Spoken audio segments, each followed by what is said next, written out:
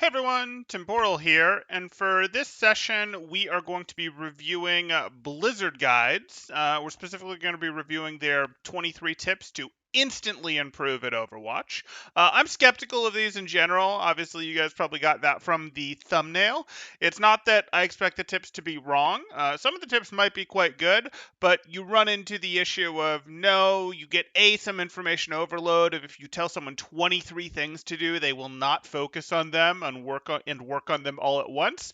And what'll happen is they'll try and split in too many ways, and nothing will really get ingrained into their autopilot there. So they've just sort of information overloaded. They've not worked anything into their habits, anything into their autopilot. They haven't really improved very much as if you'd given them one thing, two things, three things to work on one at a time, that sort of thing. But this is a channel. No, it's not officially Blizzard. They're just trying to, sap off of the Blizzard name there, which I get it. I understand what they're trying to do. And we see they're about a 255K subscriber channel here. And it looks like they're doing a lot of most viewed of the week Twitch clips type thing. That's sort of been their more recent bread and butter. But we do see they do some educational content here. 23 tips to instantly improve, 15 hero abilities you're using wrong, that sort of thing. So let's take a look at them. Hey Starsfilth, hey Quackers, let's see how this one goes. One piece of advice that stuck with them forever that helped them climb really quickly. And so today I've got a video filled with advice of just that. Here are a bunch of small little snippets of advice that can make you instantly better at Overwatch. Instantly better, lots of random snippets from Twitter. I don't know about that one. My name is Nate and welcome to Blizzard Guides. Okay. I don't know if this is a one-person show or if they have a rotating cast, but First off, don't be afraid to log off. So these are actually going to come from Twitter. Okay, well, let's listen to this one. After you lose 2 games, as a general rule, just take a break. Go out. Sure. Outside, go get some food, go drink some water. Everybody tilts at some point, and you may not be cognizant of the fact that you're tilted, but you will tilt. So this is actually really strong and good advice, and unfortunately it's advice people don't want to hear because they're like, no, I have 4 hours to game right now. I have 3 hours to game right now. I want to game. I want to play. This is when I have time to get better. But the reality is it's really hard in Overwatch because it's a game where you have such little direct control, or it feels like you have such little direct control in some situations.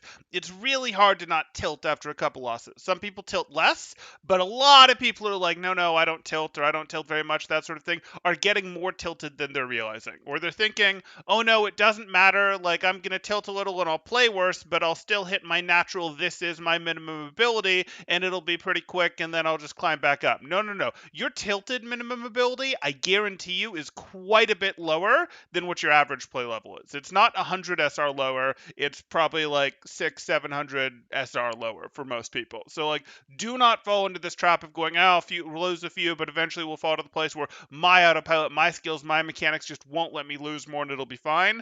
No. And you'll start feeding the tilt machine and tilting more, going, wait, how am I still losing? These people are so bad now, that sort of thing. So this is really good advice. Happy to see it.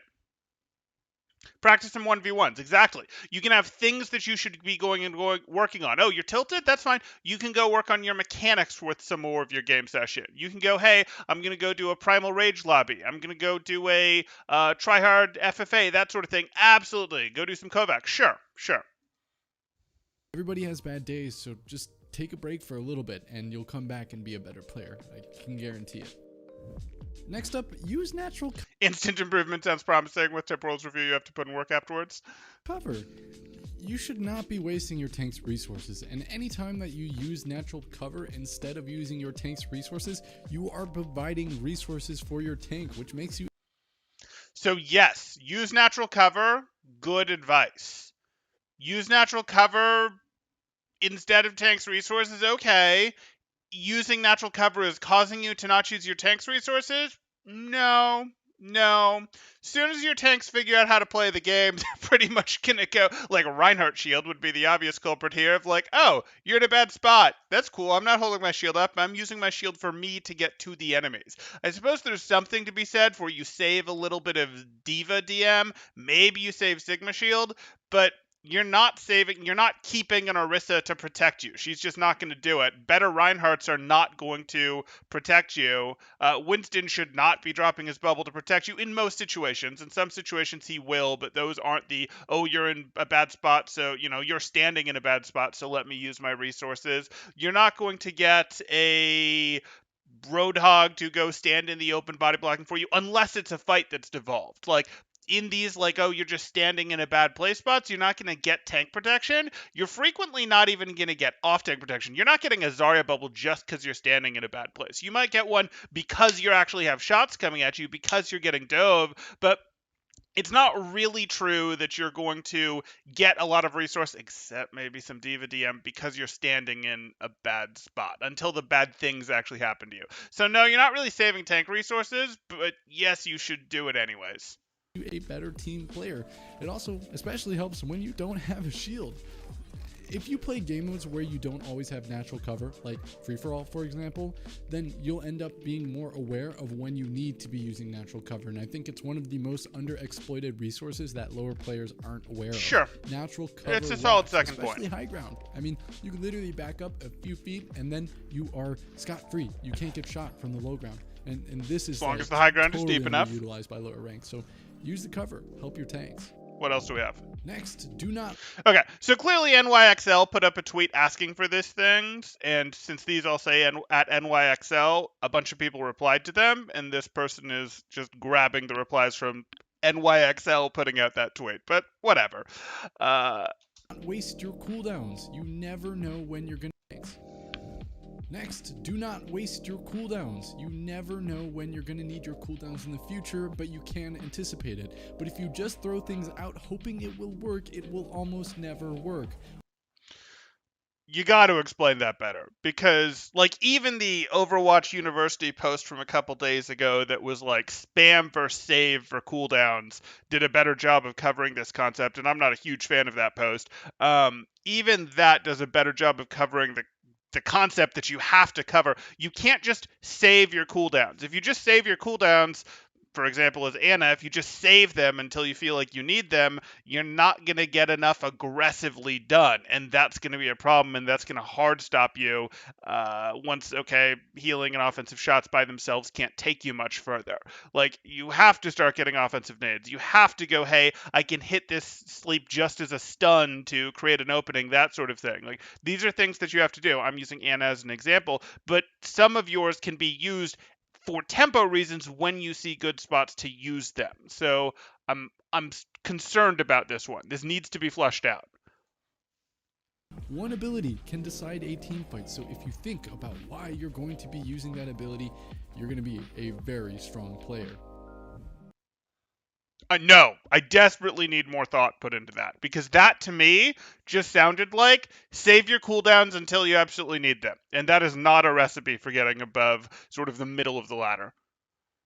Next up, this is my personal... Now, you shouldn't just be like, I'm throwing these absolutely willy-nilly. There should be, okay, I'm using this rock not when I desperately need it, but I'm using it when it's going to get value. Like, hey, they're pushing me, or hey, I'm very confident that the Rein Shield isn't going to be there. Genji deflected, great excuse for me to rock. Sigma Hands, great excuse for me to rock. But, like, you got to be thinking, okay, I might use this to protect myself, or I might use this because the opening is big enough and I'm going to get value. Like, it's perfectly okay. You don't want to save your Zarya projected bubble forever. That would be terrible. But you use it when you can get value out of it, or good tempo out of it from, hey, my Rein is swinging. It's going to get enough value, enough for us, even if, I won't then have it later to stop someone from getting dove or to protect someone getting dove by my Doomfist. It got enough both defensive and offensive value for my energy, for my Rein swings, that sort of thing.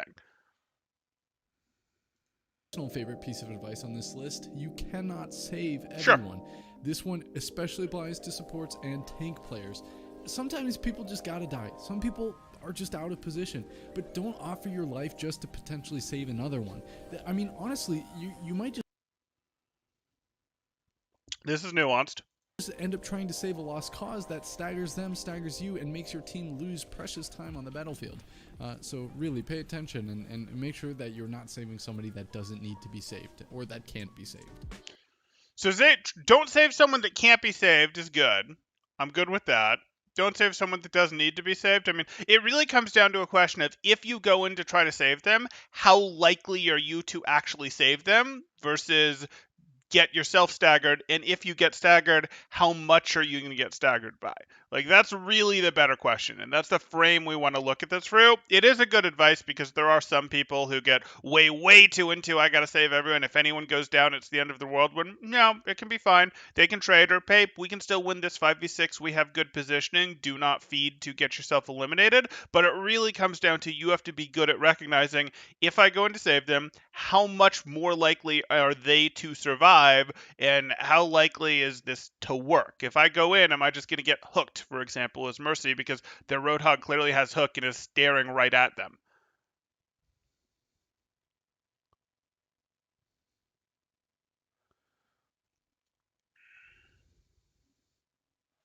So far, it seems like asking how to get better on Reddit Overwatch University, kind of just generic advice those below Pat might not realize. Yeah. Playing Apex made me a bit better at DPS and support because they don't have shields for the most part. I can see that. They just paired information with no context, and that's a problem.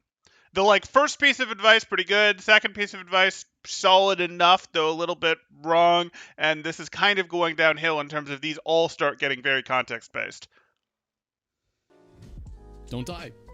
I mean, yeah, okay, that one's kind of obvious, but when you really adopt that as a mindset and strategy as a player, you're not going to die very often, and you're always going to be alive, and you're going to be able to provide more utility for your team. And honestly, as you climb more, this becomes more important, focusing on not dying. Like, when I started climbing out of Diamond, there's limits to this. This is good for a lot of people, but there are limits to this. And then I hit Masters, and then I was struggling to hit GM. It was because I was not focused. I'm actually okay with this as a generic piece, and I'm okay not super framing this with protection stuff in terms of, oh, let's give this because it is true for most people most of the time. But I will be clear that there are limits to this advice in terms of, hey, you do actually need to commit to the brawl phase when you go up 6v4 and the rest of your team commits. You can't go, no, I'm still scared, that's out of position, there's no cover there. No, you still got to commit. Your team is trying to consolidate a fight win, that sort of thing. Little less drum ladder. Dying. A living player always provides more value than a dead player, so sometimes it's okay to give up and disengage for just a little bit so that you don't die. Two mains be like, we're not supposed to get eliminated. Is actually good. Yeah, now, it's great. It depends on who and when you do it, but here's a few good questions you can ask yourself to know if it's a good choice. First of all, if there's a win condition that involves you solo ulting somebody, that's great. Furthermore, if it stops a fight before the fight starts to save time, that's also great. That's a little more conditional. Like, are you canceling a team fight that was just canceled 3 seconds ago? Like, I'm solo ulting to get staggers when our last stagger on them was literally 1 or 2 seconds ago. That's not a very good solo ult. Another time is it overtime? I mean, sometimes you need to solo ult somebody that's going to capture the objective. Do it if you can. These are the wrong conditionals. I mean, winning is better than saving it for a sick play. So if you have the opportunity, let's say, to solo grab an Ana before the fight starts and it's the last fight in the game, heck yeah. That's a lot of wasted ammo, Nero. Go for that grab. Next. Okay, so solo ults are great. Ults that get a single elimination or save a single life are absolutely fine and should be used as long as A, they don't hugely contradict a plan that has already been said, so this shouldn't really be A, this should be B, or B, and this should have been A, the fight is still relatively even. Generally that's going to mean, are you up or down by one person or less? Solo ult is still going to be perfectly fine. That's going to make sense. That should have been the real central conditional there. Everything else is sort of superfluous. Like, I don't care if it's overtime, not over. Like, yeah, okay, fine. If it's overtime and it's the last fight, okay, we'll ult into it, that sort of thing. But the real central thing you need to be thinking about is this fight still resource-wise within about one person in either direction? Okay, it probably makes sense to ult. Again, you can get more conditional than that, but that's usually going to be the answer. You're about to lose 150 SR you gained today just from watching this video? Okay. Okay. What? Don't solo ult the Genji with Dragon when you have grab? Don't worry about your weapon accuracy. Now, this reply says for Tracer, but honestly, this is true for almost all characters. Just don't be afraid to miss your shots. Any damage is good damage. And sometimes it can be good to be patient with heroes with small Laughs in Roadhog, but this was probably posted before the Roadhog change, where you can farm support ults up to Roadhog. magazines or long time between shots, but generally speaking, accuracy doesn't indicate how well you're playing. So if you're playing Genji and you have a 60% weapon accuracy, I'm sorry, but you're doing something wrong. You should be primary firing corners and just trying to go for those poke shots that maybe does damage, helps you get your ult, maybe gets kills. Who knows? Fine. I just probably wouldn't even. You said this one, like, accuracy of course matters, but your accuracy stat doesn't matter. Like, you should be getting more accurate with your shots, but that shouldn't be at the cost of taking less of them. So don't worry too much about that number, but you do need to work on your individual accuracy. The stats are just in no way a guide for you.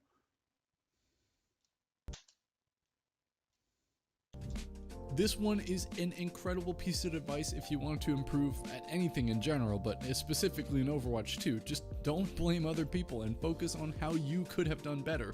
There is always something to improve on. It doesn't matter how good of a player you are.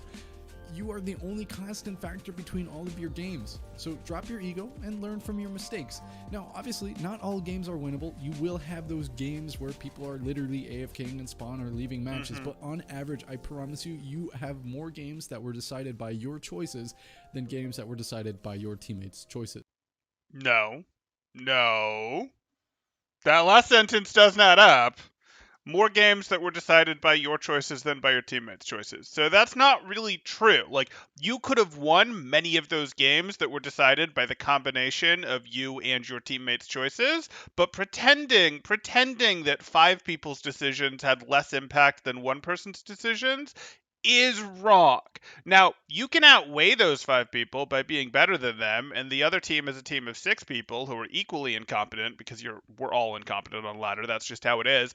But, like, that sentence itself is wrong. Like, the point we're trying to make here is a very good one, but let's be careful not to undercut it on a scripted video. I'm easier on people who are streaming, easier on people who are recording live, but this is a scripted video, and you gotta be careful with that sentence. Right. Agree with the point, but that's wrong.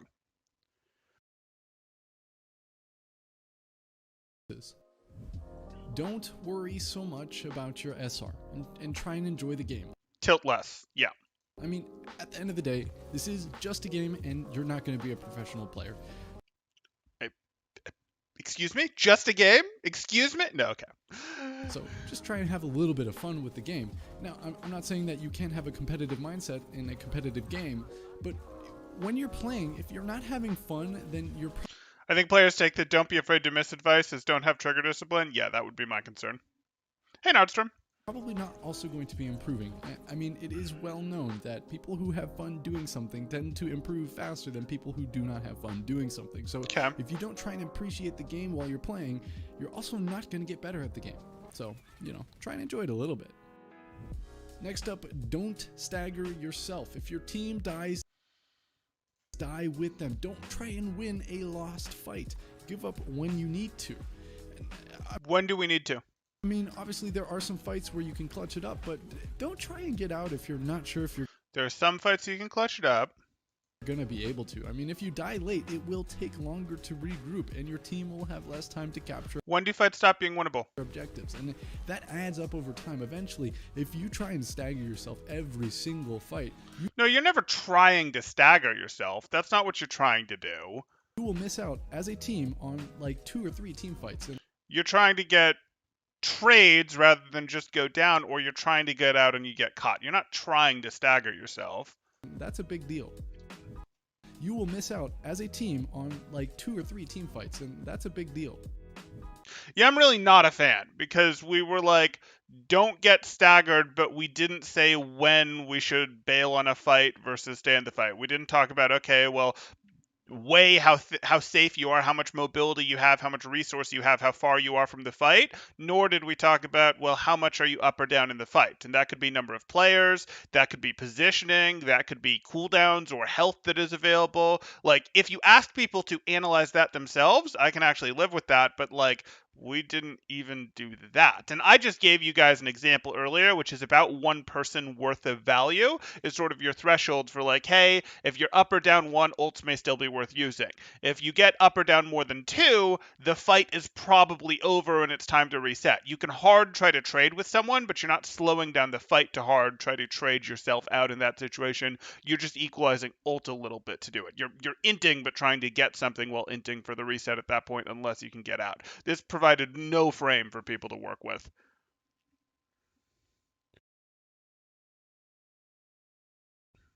Also didn't talk about how much impact you can have. Yeah. Flaming teammates goes nowhere, and it guarantees you lose the match. Guarantee is a strong word.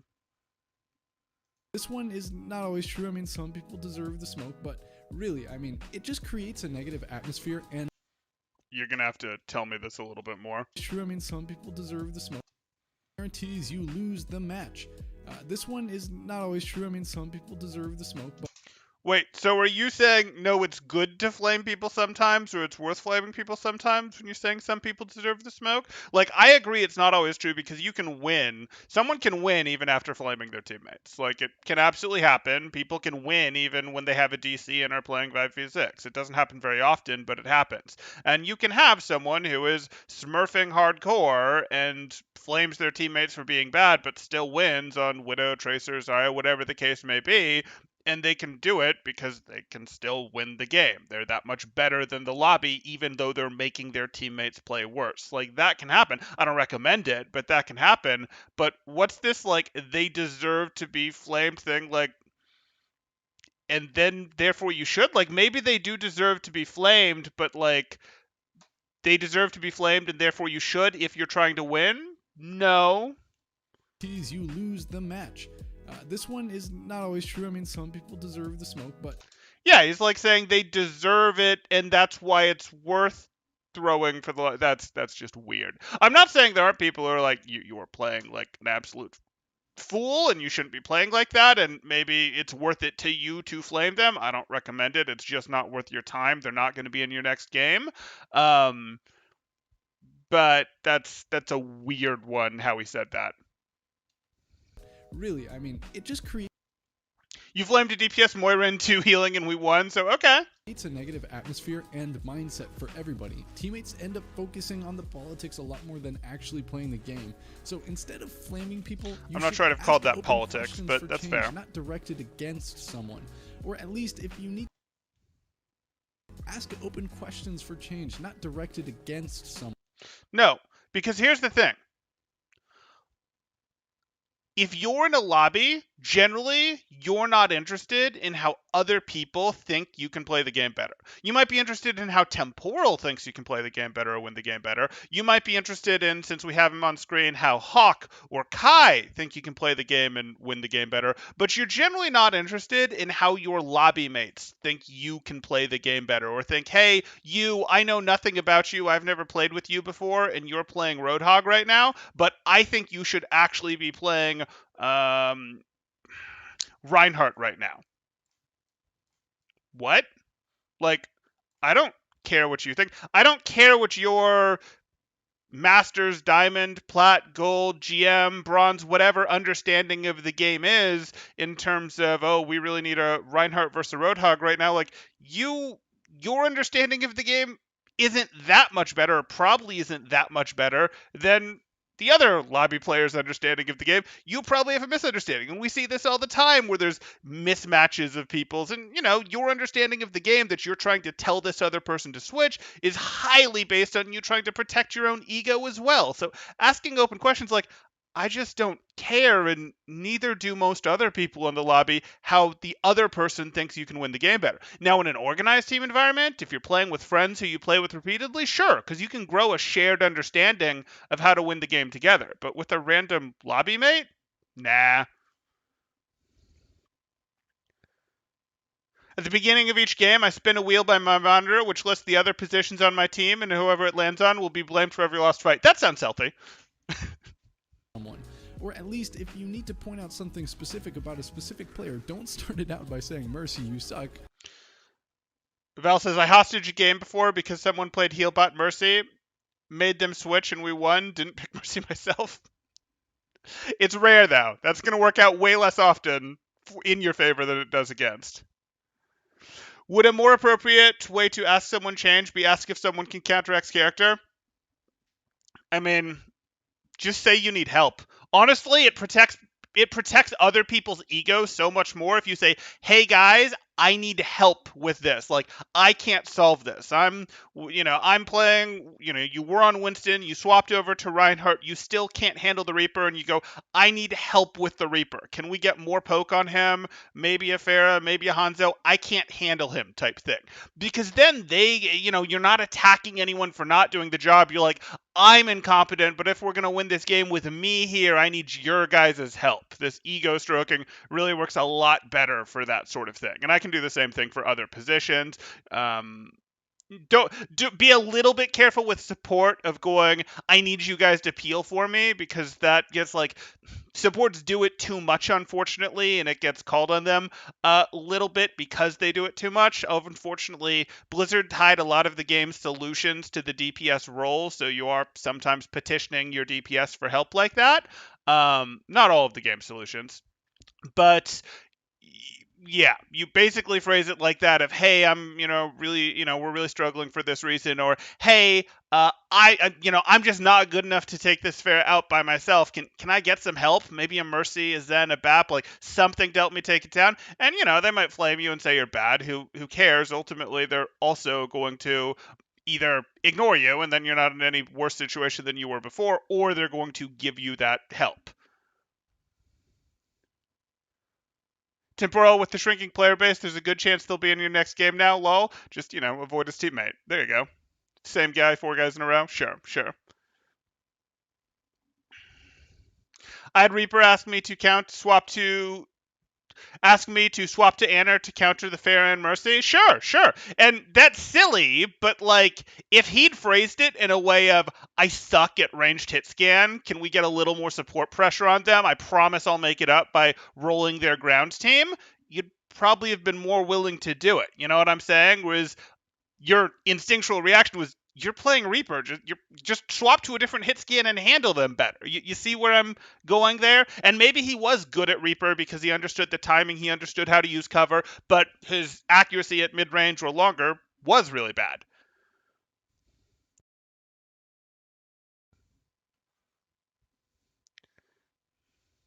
And a BAP is a great way to counter Pharah. Yeah. Start power boosting the DPS, just say, hey, Ashe is having trouble confirming kills, can you get her some power boost a little bit? And if they have a problem with that, then they have a problem with that. Drop it and don't bring it up again. Yeah. Now this is a really good piece of advice. Healing does not matter, and I would extend that to say medals don't matter. It's how you use your abilities, not how much statistics. I mean, healing can matter. The raw amount of it isn't that important. Winning team fights is important. Different heroes provide different utilities. Everybody can do damage in the game, but there are tons of ways anyone can be useful. Mm-hmm. I mean, we all know that I have 4 gold, I'm playing more, you guys suck. Don't be that Moira. Don't focus on your medals. Focus on your utility. What utility?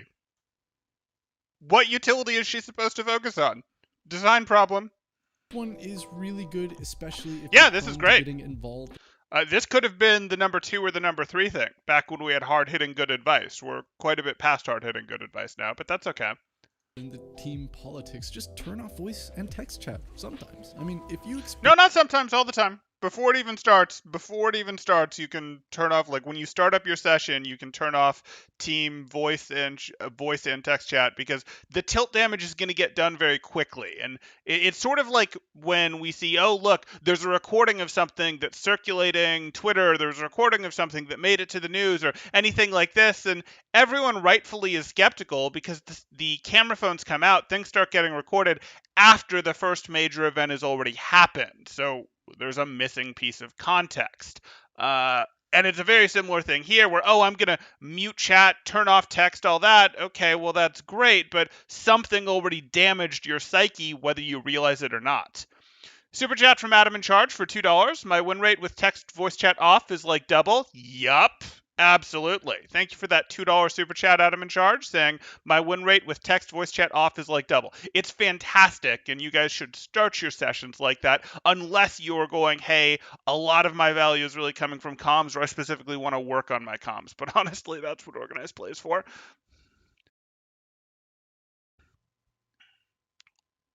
Why is turning off voice good advice as someone who uses comms for Discord and other shot calling? So the problem that you run into is, here's the thing. Your comms can help you if you're doing some shot calling with it. You're doing very light fight planning. You cannot do fight planning that has a lot of dependencies on ladders, because not everyone is going to be in comms and not everyone is going to want to follow your plan, even if they didn't say they weren't going to.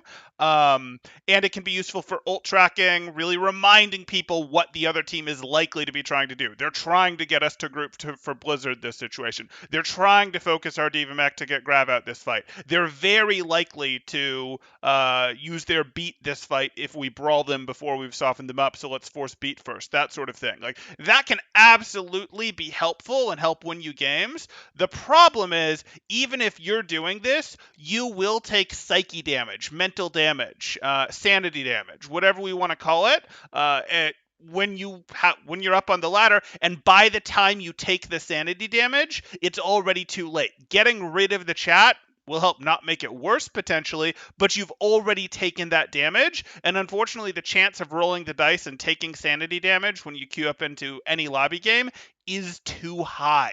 It's too high, so most people are going to be better off not playing for these ups, but instead playing to avoid the sanity damage.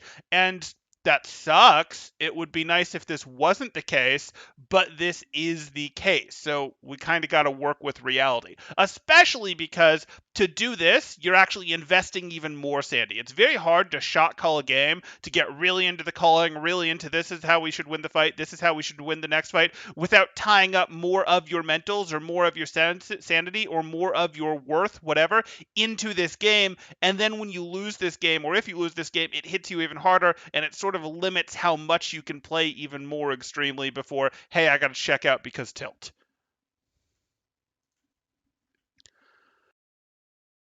Turning off comms also lets you focus more.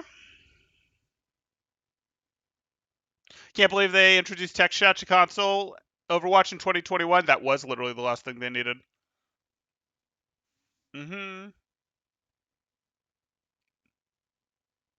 You can mute people and still calm. That is true, yes. That was what I was thinking. Yeah, Cthulhu was exactly what I was thinking there, James. It's negativity in your team, or you're the one spreading it. I mean, that affects your gameplay a lot. Sometimes you just have to leave the voice chat and just drop it. But if your team is going to get upset about that and you're worried about how it looks, just go to your settings and turn down the voice chat volume. No, you just leave it. You literally just leave it before you queue up. And then it looks like you're still there, but you've actually just left. This one is also a really good piece of advice. Learn from professional players. Watch top. As long as you're analyzing it when you're watching it and asking yourself why they're doing things the way they're doing it, and not just going, I'm going to watch this and this is making me better. Only if you're thinking about it. Only if you're questioning why. Of people playing your main. There is a reason why they're professionals. And I mean, even if you can't match them mechanically, you can always match them in terms of positioning and, more importantly, decision making. Now, they might not have the exact experience that you have in ranked, but you can still implement skills from how they're playing. And burned out Overwatch players locked in an asylum because their sanity fell to 0? Facts. You can still implement decisions from how they're playing. You can still implement a bunch of things from how they're playing. So if you just watch them play and take notes. Volume of the guide is pretty low. Thank you. Thank you. Let me turn that up. I mean, in your head, you're going to get better really quickly. So this one is a really, really cool piece of advice that I haven't heard, but I really like this one. This is the advice. Like, this is the piece of advice right here. When you're trying to get better, you're playing to learn, not to win. It's learn might be the wrong word, but like you're playing to build it into your habits, to build it into your autopilot, and you accept that you're not hardcore playing to win because you make different decisions when you're hardcore playing to win. And it's the same reason we don't make every single scrim in organized play a performance scrim. A performance scrim, you want your team to win. Most scrims, you're playing to work on something, to get better at something. You want your team working on the things that you've told them to work on individually or as a group, be it, hey, we're going to go work on overloading a lane. Hey, we're going to work on forcing better concaves. Hey, we're going to work on our target calling and focusing. Hey, we're going to work on, our fight planning and what we do in the late fight as the fight evolves, that sort of thing. Like, okay, you can work as a team on one of those things, but you're not going to be working on that thing if you're also hardest of core trying to win. Same thing for ladder. When you're trying to get better, you're playing to learn, win. So, I mean, just ask yourself this question. Do you actually want to get better at the game, or do you just want to win the games? And I mean, if you do want to get better, it shouldn't matter if you want to win. Now, every game is a learning experience, and I would argue that losses are more valuable than wins when you're trying to improve. You can't really learn much from a steamroll, but you can learn a lot from mistakes that your teammates make or that you make when you lose. Getting better. You can also find a coach, and they'll tell you plenty of things you did wrong when you won. I do coaching. Join my Discord in the description below to see rates. Better leads to more winning, but you have to be willing to accept the fact that you're going to lose while you do chase those wins. Wait, are we chasing the wins, or are we chasing getting better? Everybody should protect everybody. Now, this shouldn't have made the list. The advice says protect your healers and stay as a team, but I would just say everybody should really just be paying attention to everybody and protecting themselves. Sure. I mean, you should be recognizing when someone's getting pushed. Like if you've formed effectively, hey, we've split our team here, and the enemy team is coming through and going, we're going to push like this. Yes, you have to protect them, and you do so by pushing into their back, things like that. You should recognize the ability to peel, but pressure is peel. Concave set up good protection.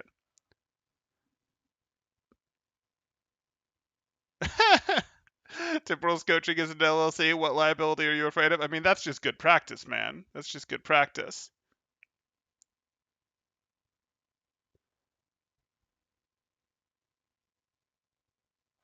But who will watch Blizzard guides if everyone gets coaching from Temporal? I mean, that doesn't bother me.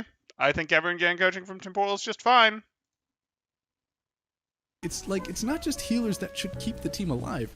If you work together when someone's in danger, then you're gonna have people die less often on your team, which means you'll have more players on the fight.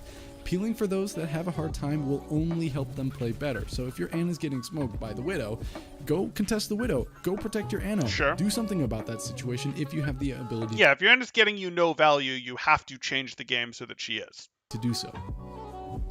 You need to actually think while you play. Don't play on autopilot. I mean, just think. Yeah, that's generally good advice. We try to build a better autopilot because we can't escape it, and we try to build a better autopilot because building a better autopilot lets us actively think about the next thing. But sure. About what you're doing, where you're doing it, and what you could be doing better. And the more that you consciously You can learn from losing there, Val. That's true, but that doesn't mean you should be playing in games that are 1000 SR or 800 SR below where you could be playing. You won't improve as fast because the game is at a slower pace, and you do want time acclimating to that faster pace.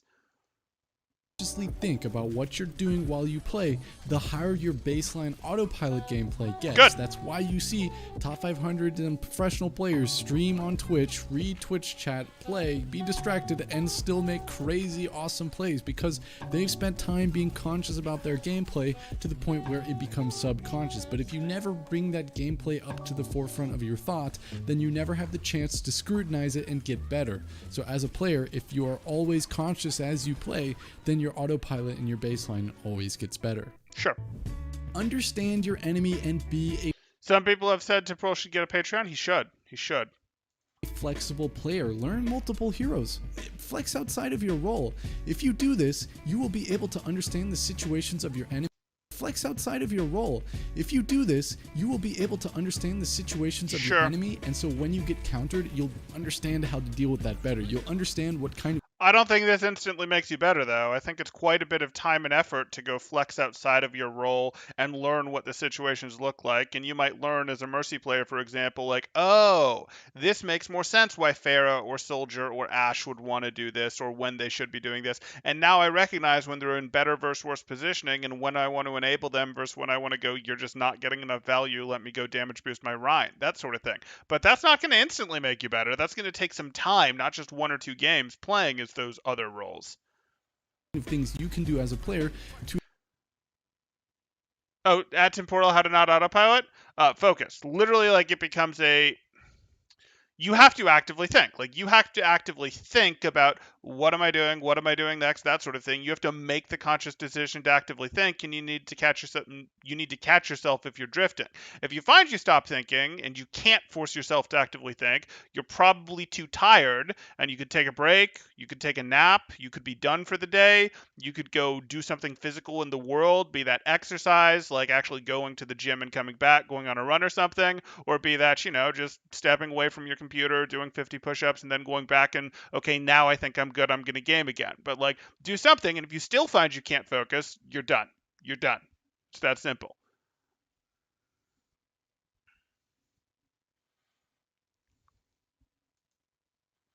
Narrate your gameplay. Yeah, that can help. Furthermore, I mean, you're able to... Or narrate why you're doing things, yeah. Help your teammates. If you are a DPS player and you don't understand what it's like playing support, then you'll never be able to help your support, and you'll never be a valuable team member in all of your games. But the moment that you pick up support as a DPS player, you'll understand the plight that it is to be support, and you'll also understand what trips up support players better, and you can implement that in your DPS gameplay. And this applies to all roles. I was just using that as an example. Positioning is incredibly important, but I like the second half of this tweet even more: awareness of where other heroes and where they are on the map. Okay. If you are always asking yourself where your teammates are and always asking yourself where the enemies are, you'll be a really, really good player. I mean, it's really a lot of... As long as you're not doing it in voice chat. Overwatch gameplay comes down to awareness, and if someone needs help... People generally don't realize that they're outing themselves when they're asking, wait, where is? It's like, that's telling us that your mental sense, your tracking of where people are, isn't at a very high level yet. Or you need to seek help, you'll know where your teammate is to be able to do that. But if you're not paying attention to that, then you'll never have that as a resource. And I can guarantee you, professional players are always aware of where their team is, because you can... And the enemy team. And not just the enemy team as a clump. Like, you literally start tracking where about 12 players are in your mind. It might not be quite that specific, but yeah. Literally see them through walls. But some players don't use this as an opportunity, and I think that's why some players suffer. Wait for your teammates. Don't go in disadvantaged. This is not an always. I mean, yeah, this one seems pretty straightforward, but then I see people in OT go feed one by one by one by one. If you've got 3 players and you're defending and the... But you see people in OT feed one by one by one? Well, they're supposed to. Until they can gather up like 4 or 5 players, 3 players to try to overwhelm the point, they have to feed one at a time to stop it from... The enemy team is in overtime, trying to capture the objective, wait for the other 3 teammates that are regrouping on spawn, and then go in as 3, and you'll have a lot higher chance of retaking. That's situational. I don't just want the point ticking, especially with the spawn distance. Usually it is better to contest it one at a time, until even while contesting it one at a time, you can build up 3 people in the wings, and then have your 3 people go join the 4th person who's on point, or the 4th person who now isn't on point because they just got eliminated, and try to 3v5, 3v6, 4v6, that sort of thing. Usually that's the best route to go. Your objective instead of going one, getting picked, going one, getting picked, and then going the 3rd person and this is bad advice. Getting picked. It makes sense, but then players don't actually do it. A full team is always a lot stronger, so yeah, that's really important. And one other thing is, don't die while you're waiting to make your team wait even longer. I mean, if you guys are... That's true. Regrouping, then commit to the regroup. Don't peek, don't go for poke, just wait. Yeah. This piece of advice actually helped me hit GM and then keep climbing after GM. You need to be mindful about peeking. I mean, if your teammates are regrouping, like I just said, don't peek. You don't have to. If you already have ultimate, don't feed the What if I'm Widow? What if I'm Roadhog? enemy team a support ult. You don't need to be dealing damage if you already have your ultimate. If the enemy can one-shot you and you can't one-shot them, then there's no reason for you to peek. If you're not getting value out of your peeks, then you're wasting something. And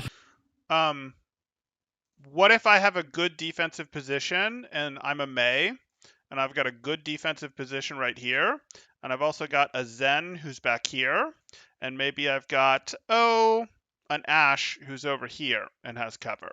And the enemy team is up here, and there's 6 of them. And they can have themselves a Reinhardt, a Lucio, a Bap. Maybe we'll give them a D.Va over here. And maybe I'll give us one more person on our team. Maybe I'll also give us a Hammond somewhere. But they have 6 people and we only have 4. And we are definitely waiting for our 2 people to come back from spawn. But guess what? I am perfectly fine. If I'll actually give these guys 6. We can give them a McCree hanging out over here, and then we'll give them a Mei as well, hanging out a bit more with the team. I am absolutely fine, especially if these are the attacking team, with as 4 people going, hey, I have an Ashe, I have a Zen. These guys can get some real poke value. They absolutely can. We have reasons to be poking at this team, even if I already have my Blizzard charged, to put pressure on this team to pull some distraction threat in my direction while these guys are getting value, or just to try to get poke value while these guys are getting poke value because they do have one-shot potential. But even if they didn't have one-shot potential, and Ashe, I suppose, doesn't currently have one-shot potential, I still want this team to have to push up through resistance, even if I have my ult charge. I never know how my spam damage is going to combine with Ashe's, that sort of thing, or with the Fire Strike, or whatever the case may be to get eliminations. And I do not want these people, like, okay, I'm going to have to surrender space much faster. Even if it's good controlled space, I'm going to have to surrender it very quickly if this team is just allowed to walk forward with a full Reinhardt shield, with their Lucio on speed the whole time, not having to heal, with them not having to use their Mei wall. Like, I'm going to have to surrender space a lot faster, whereas if I poke at them, I make it harder for them to rotate in. So this is not universally true advice. Stops people running over your poke comp. That would be one thing, and even if you don't have a poke comp, you still want them to have to push through resistance to get to you. The higher rank that you get, the more likely players are to punish your bad choices. No, the higher rank you get, the less interested people become, and we got to wait for 6 before we do anything, truth be told. And peeking is... Now, it's good in a lot of situations on pushing offensively to wait for 6 before you actually go in. Absolutely, that is a thing. But there's times where, like, you had to... you can also find times where you had to do this offensively, where you rotated forward with 6 people. Let's just use as an example from Volskaya A to the beginning of Volskaya B, and you lost someone on the way, and you decide to go in anyways, because you think every time you do this rotation, or most times you do this rotation, you're likely to lose someone, and you're not convinced that you can rotate your 5 people back out, or that you can hold this space indefinitely. So you turn it into a push with 5. And that'll happen more in higher level play than lower level play. Hands down the one thing that I personally do that kept getting me killed over and over and over and over. And as soon as I stopped doing that, top 500 games felt like normal games to me.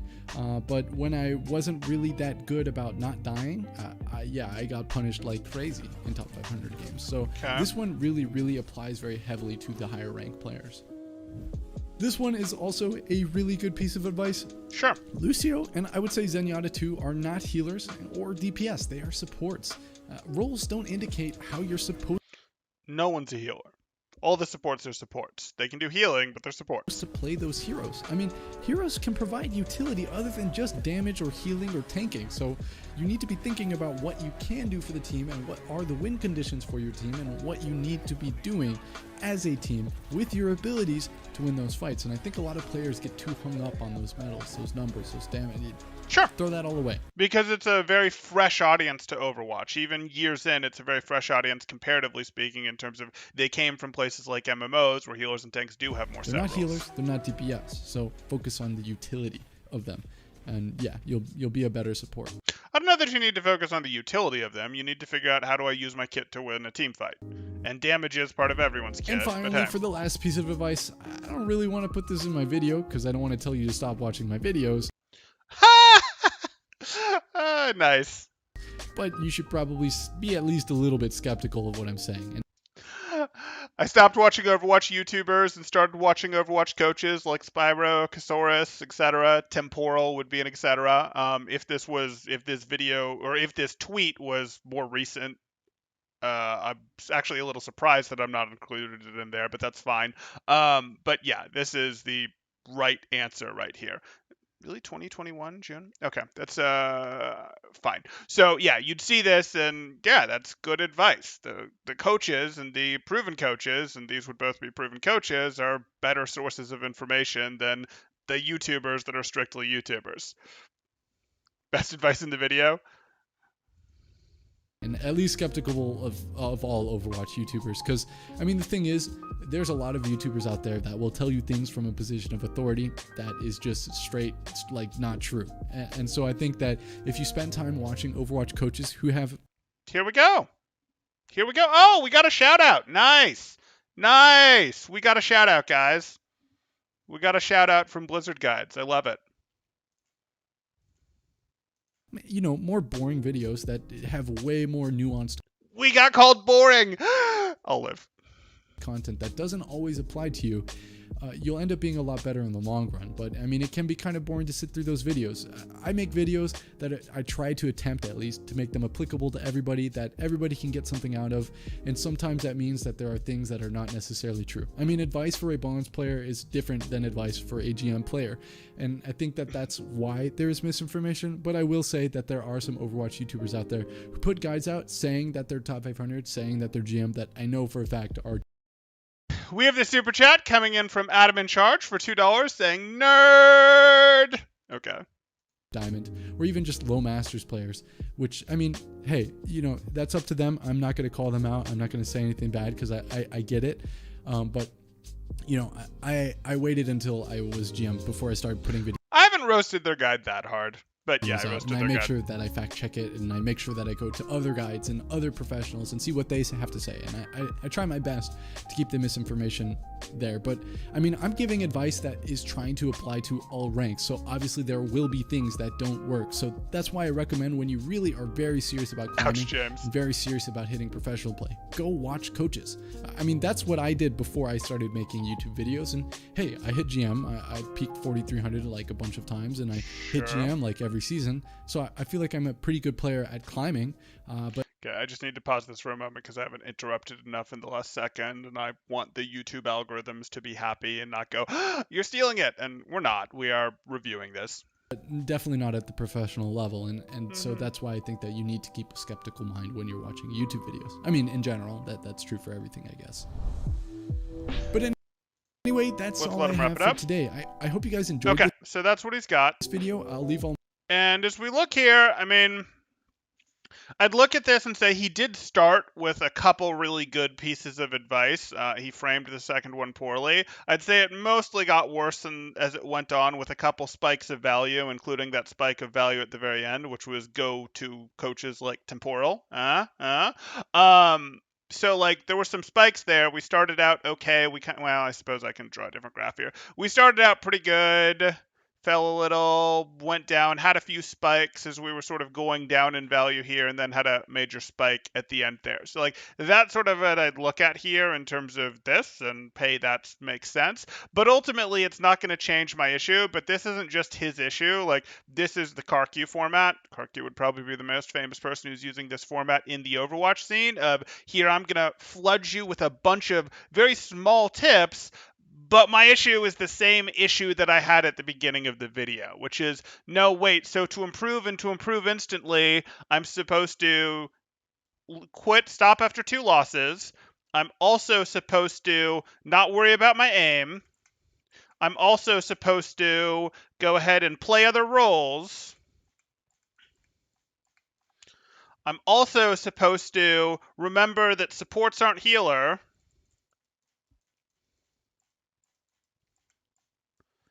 And I'm also let's do that. And I'm also supposed to Stop watching YouTubers, but watch coaches. Okay, like that's too much. And we're devaluing some of these first early things that we hit by giving people so much to work on. And you might hope, oh no, it'll be okay because they'll only remember one or two things. But like, no, it sort of is the reminder of this, which sort of makes this the best thing of advice of you actually have to go spend the time to implement this stuff into your gameplay, and you can't just be like, let me learn without actually spending any time going and implementing it. And it's really easy to fall into that trap, and this is way too much information in this video on the topic, or way too many different things. And I'm someone who does long form videos, so Temporal's complaining about it's too much information, but the problem you run into is it's too much information that goes in a lot of different directions. It's not depth on one thing to really help people wrap their heads around one or two things. It's going in a ton of different directions, and it's actually going to make it pretty hard to remember any of the individual things. So format wise, I sort of have an objection to it.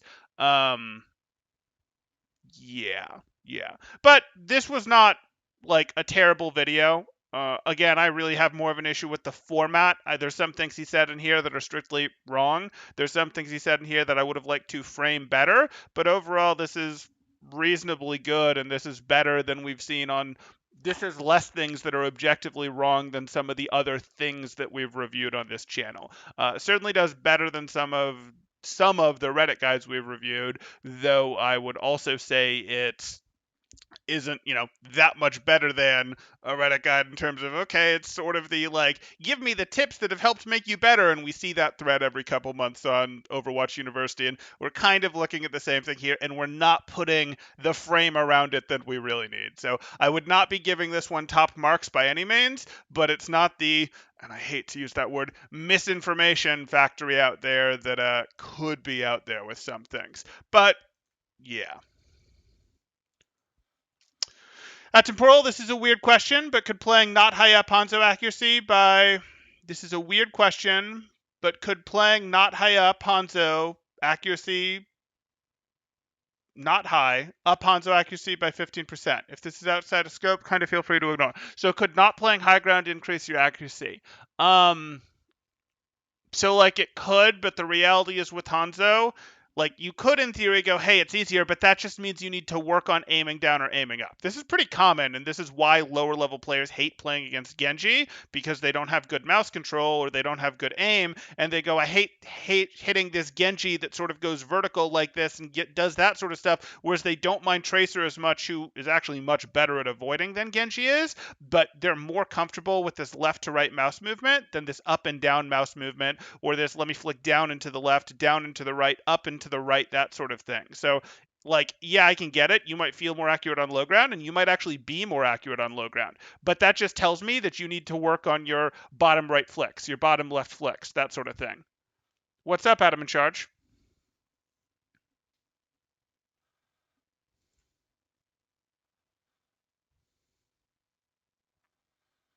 What's up, Adam in Charge? You pinged me twice. I haven't seen you say anything since calling me a nerd, though. But you spent money to call me a nerd, so we're good with it. When are we getting Northeastern videos? They're so good.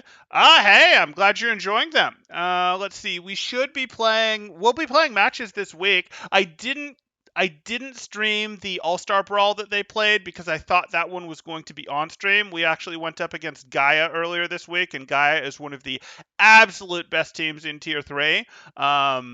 And they did take us down. I think the end score was 3-1, so now we're in the losers bracket for that one.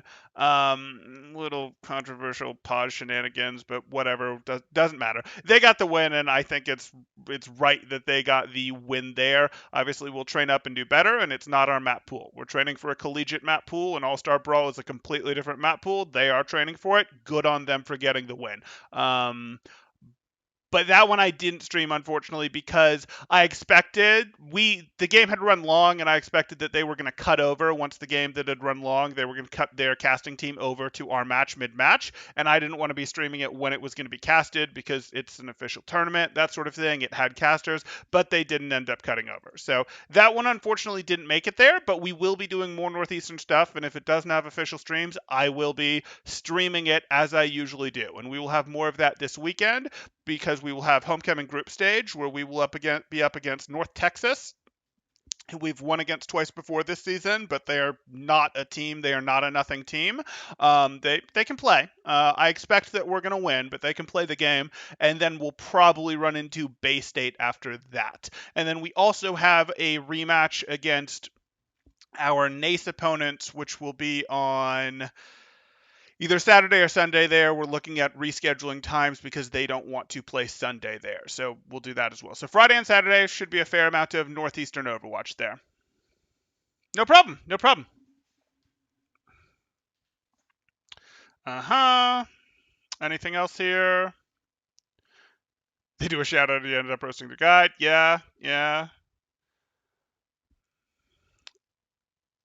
Okay. I think that one's going to do it. If you guys are enjoying the content, please do drop a like, consider subscribing. If you have another channel, guide, whatever that you'd like me to review, best place to let me know about that is probably in my Discord. You can leave a comment down below, but if you try to link it directly, YouTube probably won't like it and Automod will probably get rid of the URL. So best place to do that is probably go join my Discord. Let me know what you'd like me to take a look at.